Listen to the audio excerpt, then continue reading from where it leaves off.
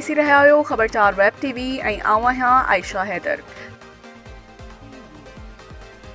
ठारूशाह GM Abbasi जी report मुताबिक़ ठारूशाह मां प्यार जो परणो कंदड़ नौजवान जे घर ते पुलिस जी चढ़ाई बाद संदसि अगवा कयल माउ पीउ ऐं भेण खे पुलिस खे बाज़ियाब कराइण जी दावा करे छॾी।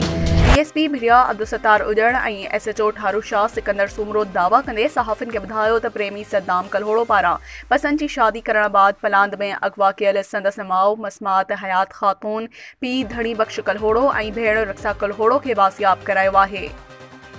वधीक तफ़सील वठूं था असांजे नुमाइंदे GM अब्बासी खां। जी GM, छा तफ़सील आहिनि वधीक?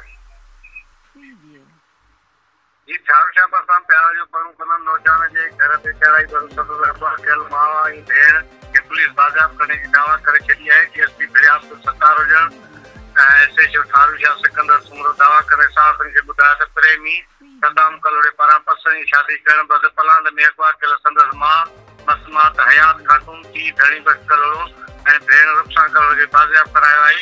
अगवा कंदड़नि ख़िलाफ़ केस दाख़िल पिणु कंदासीं। हिननि इहो बि चयो त मामले जी जांच करे रहिया आहियूं ऐं गिरफ़्तारी अमल में जल्द आणींदासीं। ठीकु आहे GM, अव्हांजी वॾी महिरबानी। जी नाज़रीन, अहिड़े वाक़िए खां पोइ इलाइक़े में ॿिन्ही धुरियुनि जा हथियारबंद मोर्चा बंदि थी विया आहिनि। पुलिस गोपांग बिरादरी ऐं कलहोड़ा बिरादरी जे ॻोठनि ते पिकटूं पिणु क़ाइमु करे वरितियूं।